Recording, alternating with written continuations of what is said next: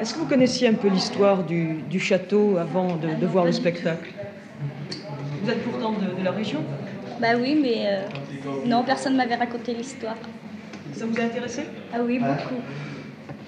Qu'est-ce qui vous a plu surtout? Surtout les lumières là-bas, le décor, beaucoup le décor. Puis l'histoire aussi, parce qu'on ne connaît pas l'histoire de notre pays.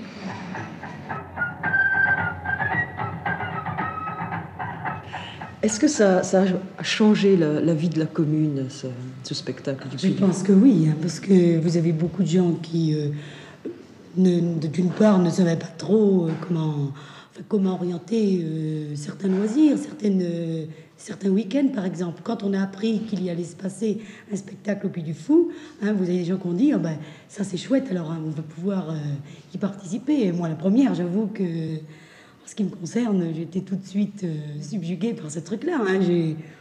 On m'a demandé, j'ai tout de suite dit oui, et puis je me suis dit, bon, ben, c'est parfait. Dès le mois de mai, lorsque Philippe de Villiers, un jeune énarque épris de la Vendée, et les villageois de 11 communes ont commencé ensemble les préparatifs de cette résurrection, le château du Puy du Fou a perdu sa tranquillité ensommeillée. Leur tranquillité, les 1200 participants l'ont perdue en même temps au nom de ce plaisir bien particulier qui a nom le spectacle le soir lorsque tout s'assombrit puis s'illumine. Il faut voir dans quelles conditions on a eu les répétitions cet hiver. Les répétitions qui ont commencé à partir du 1er mai, on a toujours travaillé dans la boue, sous la pluie. Et je pense à tous ces figurants qui venaient de faire leur journée de travail. Philippe de Villiers leur disait quelquefois on va arrêter, mais ils voulaient continuer à faire leurs répétitions même sous la pluie. Dans les villages, il y avait une chaude amitié. Tout le monde s'aimait bien, on rigolait un bon coup, on se retrouvait à toutes les répétitions.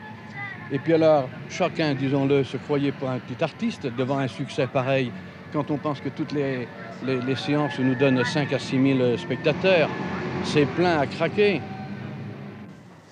Ça marche trop bien puisque les spectateurs ne sont pas très contents, pour une partie d'entre eux en tout cas, puisque nous ne pouvons pas leur refuser l'accès au spectacle, étant donné qu'il n'y a que 19 séances, et d'un autre côté, nous ne pouvons pas leur promettre à tous, du moins, d'être assis confortablement, puisque la moitié des spectateurs à chaque séance, la moitié des 6 000 spectateurs, puisque c'est à peu près la moyenne que nous faisons, sont assis sur l'herbe dans des conditions qui ne leur permettent pas de bien voir le spectacle. Et certains d'entre eux s'en plaignent.